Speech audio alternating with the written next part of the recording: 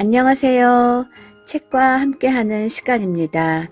오늘 준비한 것은 현진건님의 단편 소설 중에서 비사감과 러브레터입니다. C 여학교에서 교원 겸 기숙사 사감 노릇을 하는 비여사라면 딱장대요, 독신주의자요, 찰진 야속꾼으로 유명하다. 40에 가까운 노처녀인 그는 주근깨 투성이 얼굴이 처녀다운 맛이란 약에 쓰려도 찾을 수 없을 뿐인가. 시들고 거칠고 마르고 누렇게 뜬 품이 곰팡스른 굴비를 생각나게 한다. 여러 겹 주름이 잡힌 훌렁 벗겨진 이마라든지 수치 적어서 법대로 쪽지거나 틀어 올리지 못하고 엉성하게 그냥 빗어 넘긴 머리꼬리가 뒤통수에 염소 똥만하게 붙은 것이라든지 벌써 늙어가는 자취를 감출 길이 없었다. 뾰족한 입을 앙 다물고 돋보기 너머로 쌀쌀한 눈이 노릴 때엔 기숙생들이 오싹하고 몸서리를 치리만큼 그는 엄격하고 매서웠다. 이 비여사가 직업을 하다시피 싫어하고 미워하는 것은 소위 러브레터였다. 여학교 기숙사라면 의뢰 그런 편지들이 많이 오는 것이지만 학교로도 유명하고 또 아름다운 여학생이 많은 탓인지 모르되 하루에도 몇 장씩 죽느니 사느니 하는 사랑 타령이 날아 들어왔었다. 기숙생에게 오는 사신을 일일이 검토하는 터이니까 그따위 편지도 물론 비여사의 손에 떨어진다. 달짝지근한 사연을 보는 족족 그는 더할 수 없이 흥분되어서 얼굴이 불그락 푸르락, 편지는 손이 발발 떨리도록 성을 낸다. 아마 까닭없이 그런 편지를 받은 학생이야말로 큰 재변이었다. 하악하기가 무섭게 그 학생은 사감실로 불리어 간다. 분해서 못 견디겠다는 사람 모양으로 새근새근하며 방안을 왔다 갔다 하던 그는 들어오는 학생을 잡아먹을 듯이 노리면서 한 걸음, 두 걸음, 코가 맞닿을 만큼 바싹 다가들어 서서 딱 마주 선다. 웬 영문인지 알지 못하면서도 선생의 기색을 살피고 겁부터 집어먹은 학생은 한동안 어쩔 줄 모르다 간신히 모기만 한 소리를 하며 저를 부르셨어요? 하고 묻는다. 그래, 불렀다. 왜? 팍 무는 듯이 한마디 하고 매우 못마땅한 것처럼 교의를 우당퉁탕 당겨서 철썩 주저앉았다가 학생이 그저 서 있는 걸 보면 장승이냐? 왜 앉지를 못해? 하고 또 소리를 빽 지르는 법이었다. 스승과 제자는 조그마한 책상 하나를 세에 두고 마주 앉는다. 앉은 뒤에도 네 죄상을 네가 알지?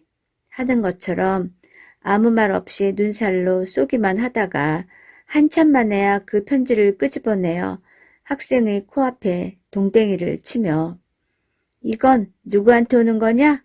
하고 문초를 시작한다. 앞장에 제 이름이 쓰였는지라 저한테 온 것이야요 하고 대답 않을 수 없다. 그러면 발신인이 누구인 것을 재차 묻는다. 그런 편지의 항용으로 발신인의 성명이 똑똑지 않기 때문에 주저주저 하다가 자세히 알 수 없다고 내대일 양이면 너한테 오는 것을 네가 모른단 말이냐? 하고 불호령을 내린 뒤에 또 사연을 읽어보라 하여 무심한 학생이 나직 하나마 꿀같은 구절을 입술에 올리면 비여사의 역정은 더욱 심해져서 어느 놈의 소위인 것을 기어이 알려 한다. 기실 보도 듣도 못한 남성이 한 노릇이요. 자기에게는 아무 죄도 없는 것을 변명하여도 고지 듣지를 않는다. 바른 대로 아뢰어야 망정이지. 그렇지 않으면 퇴학을 시킨다는 둥. 제 이름도 모르는 여자에게 편지할 리가 만무하다는 둥. 필연 행실이 부정한 일이 있으리라는 둥. 하다못해 어디서 한번 만나기라도 하였을 테니 어찌해서 남자와 접촉을 하게 되었냐는 둥.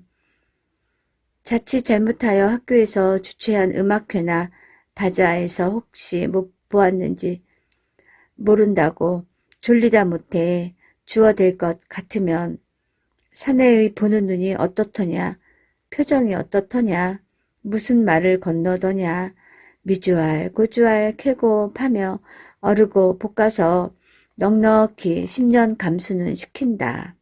2시간이 넘도록 문초를 한 끝에는 사내란 믿지 못할 것, 우리 여성을 잡아먹으려는 마귀인 것, 연애가 자유이니 신성이니 하는 것도 모두 악마가 지어낸 소리인 것을 입에 침이 없이 열에 떠서 한참 설법을 하다가 닦지도 않은 방바닥에 그대로 무릎을 꿇고 기도를 올린다. 눈에 눈물까지 글썽거리면서 말끝마다 하느님 아버지를 찾아서 악마의 유혹에 떨어지려는 어린 양을 구해달라고 뒤삼고 곱삼는 법이었다. 그리고 둘째로 그가 싫어하는 것은 기숙생을 남자가 면회하러 오는 일이었다. 무슨 핑계를 하든지 기어이 못보게 하고 만다. 친부모, 친동기간이라도 규칙이 어떠니 상학 중이니 무슨 핑계를 하든지 따돌려 보내기 일수다. 이로 말미암아 학생이 동맹 휴학을 하였고 교장의 서류까지 들었건만 그래도 그 버릇은 고치려 들지 않았다. 이 비사감이 감독하는 그 기숙사에 금년 가을 들어서 괴상한 일이 생겼다느니보다 발각되었다는 것이 마땅할는지 모르리라. 왜 그런고 하면 그 괴상한 일이 언제 시작된 것인지는 귀신밖에 모르니까. 그것은 다른 일이 아니라 밤이 깊어서 새로 한 점이 되어 모든 기숙생들이 달고 고운한 잠에 떨어졌을 때 난데없는 깔깔대는 웃음과 속살속살하는 말낯이 새어 흐르는 일이었다. 하룻밤이 아니고 이틀밤이 아닌 다음에야 그런 소리가 잠귀 밝은 기숙생의 귀에 들리기도 하였지만 잠결이라 뒷동산에 구르는 마른 잎의 노래로나 달빛에 날개를 번뜩이며 울고 가는 기러기의 소리로나 흘려들었다.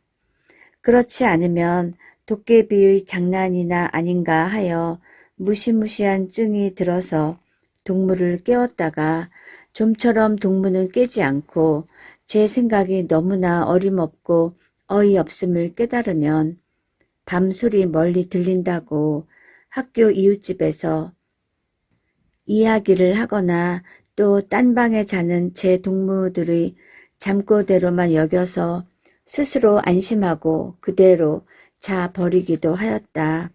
그러나 이 수수께끼가 풀릴 때는 왔다. 이때 공교롭게 한 방에 자던 학생 셋이 한꺼번에 잠을 깨었다.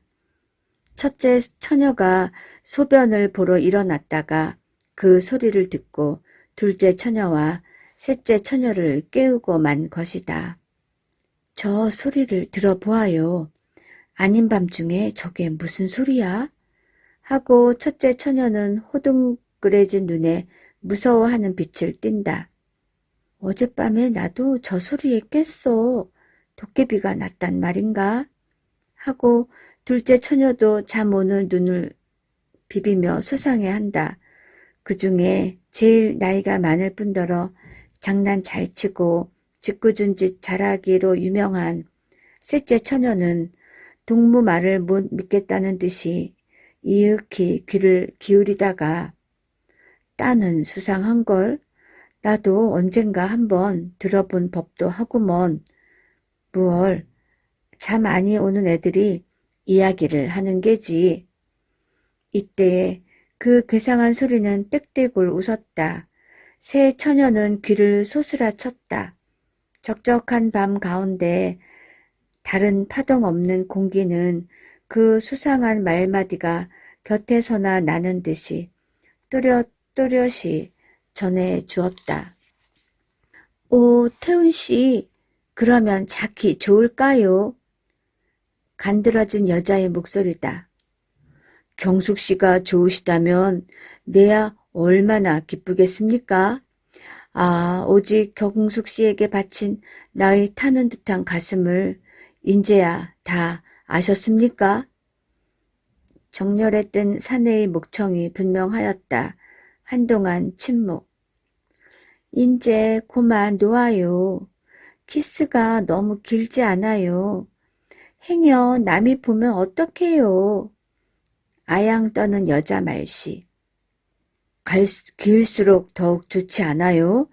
나는 내 목숨이 끊어질 때까지 키스를 하여도 길다고 못하겠습니다. 그래도 짧은 것을 하나겠습니다. 사내의 피를 뿜는 듯한 이 말끝은 자지러진 웃음으로 묻혀버렸다. 그것은 묻지 않아도 사랑에 겨운 남녀의 허물어진 수작이다. 감금이 지독한 이 기숙사에 이런 일이 생길 줄이야. 새 처녀는 얼굴을 마주보았다. 그들의 얼굴은 놀랍고 무서운 빛이 없지 않았을 때 점점 호기심에 번쩍이기 시작하였다. 그들의 머릿속에는 한결같이 로맨틱한 생각이 떠올랐다. 이 안에 있는 여자 애인을 보려고 학교 근처를 뒤돌고 곱돌던 사내 애인이 타는 듯한 가슴을 걷잡다 못하여 밤이 이슥하기를 기다려 담을 뛰어넘었는지 모르리라. 모든 불이 다 꺼지고 오직 밝은 달빛이 은가루처럼 서리인 창문이 소리 없이 열리며 여자 애인이 흰 수건을 흔들어 사내 애인을 부른지도 모르리라. 활동사진에서 보는 것처럼 기나긴 피륙을 내리워서 하나는 위에서 당기고 하나는 밑에서 매달려 대롱대롱 하면서 올라가는 전경이 있었는지 모르리라. 그래서 두 애인은 만나가지고 저와 같이 사랑의 속삭거림에 잦아졌는지 모르리라. 꿈결 같은 감정이 안개 모양으로 눈부시게 새 처녀의 몸과 마음을 휩싸 돌았다. 그들의 뺨은 후끈후끈 달았다. 괴상한 소리는 또 일어났다. 난 싫어요. 당신 같은 사내는 난 싫어요. 이번에는 매몰스럽게 내대는 모양. 나의 천사, 나의 하늘, 나의 여왕, 나의 목숨, 나의 사랑, 나를 살려주어요. 나를 구해주어요. 사내의 애를 조리는 간청. 우리 구경 가볼까? 짓궂은 셋째 처녀는 몸을 일으키며 이런 제의를 하였다. 다른 처녀들도 그 말에 찬성한다는 듯이 따라 일어섰으되 의아와 공구와 호기심이 뒤섞인 얼굴을 서로 교환하면서 얼마쯤 망설이다가 마침내 가만히 문을 열고 나왔다. 쌀벌레 같은 그들의 발가락은 가장 조심성 많게 소리나는 곳을 향해서 곰실곰실 기어간다. 컴컴한 복도에 자다가 일어난 새 처녀의 흰 모양은 그림자처럼 소리 없이 움직였다. 소리 나는 방은 어렵지 않게 찾을 수 있었다. 찾고는 나무로 깎아 세운 듯이 주춤 걸음을 멈출 만큼 그들은 놀랐다. 그런 소리의 출처야말로 자기네 방에서 몇 걸음 되지 않는 사감실을 줄이야. 그렇듯이 사내라면 못 먹어 하고 침이라도 뱉을 듯하던 비사감의 방일 줄이야. 그 방에 여전히 사내의 비대 발괄하는 푸념이 되풀이되고 있다. 나의 천사, 나의 하늘, 나의 여왕, 나의 목숨, 나의 사랑, 나의 애를 말려 죽이실 테요. 나의 가슴을 뜯어 죽이실 테요. 내 생명을 맡으신 당신의 입술로. 셋째 처녀는 대담스럽게 그 방문을 빠끔히 열었다. 그 틈으로 6 눈이 방 안을 향하여 쏘았다. 이 어쩐 기괴한 광경이냐. 전등불은 아직 끄지 않았는데 침대 위에는 기숙생에게 온 소위 러블레터의 봉투가 너저분하게 흩어졌고 그 알맹이도 여기저기 두서없이 펼쳐진 가운데 비 여사 혼자 아무도 없이 제 혼자 일어나 앉았다. 누구를 끌어당길 듯이 2 팔을 벌리고 안경을 벗은 근시안으로 잔뜩 한 곳을 누리며 그 굴비쪽 같은 얼굴에 말할 수 없이 애원하는 표정을 짓고는 키스를 기다리는 것 같이 입을 쫑긋이 내민 채 사내의 목청을 내가면서 아까 말을 중얼거린다. 그러다가 그 넋두리가 끝날 겨를도 없이 급작스럽게 앵 돌아서는 신용을 내며 누구를 뿌리치는 듯이 연애 손짓을 하며 이번에는 톡톡 쏘는 계집의 음성을 지어 난 싫어요. 당신 같은 사내는 난 싫어요. 하다가 재물에 자지러지게 웃는다. 그러더니 문득 편지 한 장을 집어들어 얼굴에 문지르면서 정 말씀이야요?